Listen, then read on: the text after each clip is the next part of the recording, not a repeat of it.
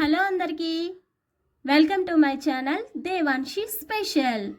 Today వచ్చేసి నేను చామగడ్డల వేపుడు అయితే చేశానండి. చామగడ్డల వేపుడు ఎలా చేయాలో ఒకసారి మీరు కూడా చూసేసేయండి. ముందుగా చామగడ్డలను అయితే ఒక కుక్కర్లో 5 విజిల్స్ వచ్చేదాకా నేనైతే ఉడకబెట్టేశాను. తర్వాత వీటిని తీసి క్లీన్ చేసేసి ఒక 4 పీసెస్ కింద అయితే కట్ చేసుకున్నాను. పెద్దవి తీసుకున్నాను కాబట్టి 4 పీసెస్ కింద అయితే కట్ చేసుకున్నాను. చిన్నవి అయితే 2 పీసెస్ కింద అయితే సరిపోతుంది. వీటన్నిటిని కట్ చేసేసుకున్న తర్వాత ఒక ప్లేట్లో వేసుకుని 1 టేబుల్ స్పూన్ కార్న్ఫ్లోర్, పసుపు, 1 స్పూన్ కారం, ఇంకా రుచికి సరిపడా సాల్ట్ అయితే వేసి బాగా కలిపేసి ఒక పక్కన అయితే ఒక 5 మినిట్స్ ఉంచేయండి. తర్వాత ఒక గిన్నెలో ఆయిల్ వేసేసి కొంచెం హీట్ అయిన తర్వాత ముందుగా కలిపెట్టుకున్న చామగడ్డలను అయితే వేసి ఫ్రై చేయండి.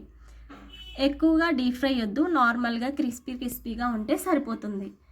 ఇట్లా అయితే నేను బాగా వేయించేసుకుని ఒక ప్లేట్లోకి అయితే తీసేసుకున్నాను. చూడండి, చాలా అంటే చాలా కలర్ఫుల్గా వచ్చాయి చూడడానికి. ఇంకా అయితే చామగడ్డలు ఫ్రై అయితే రెడీ అవ్వలేదు, దీనికి ఇంకా కొంచెం ప్రాసెస్ ఉంది. అయితే ఒక గిన్నెలో మళ్ళీ ఆయిల్ వేసి కొన్ని పోపు దినుసులు అయితే వేసి 5 మినిట్స్ అయితే వేయించుకోవాలి. తర్వాత ఒక పెద్ద సైజు ఉల్లిగడ్డను అయితే తీసుకుని సన్నగా తరిగి ఈ ముందుగా వేసుకున్న పోపులో వేసి ఇంకొక 5 మినిట్స్ అయితే ఫ్రై చేసుకోవాలి.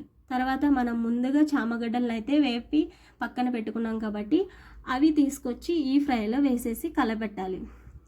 అలా ఒక 5 మినిట్స్ బాగా కలిపిన తర్వాత నేను ఒక పౌడర్ అయితే తయారు చేశాను దీంట్లోకి.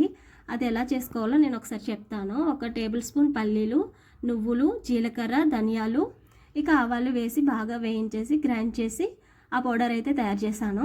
అది మన ఫ్రై అయిపోయింది అనిపించుకుని క్లైమాక్స్లో వేసేసుకోవాలి. చాలా అంటే చాలా టేస్టీగా ఉంటుంది.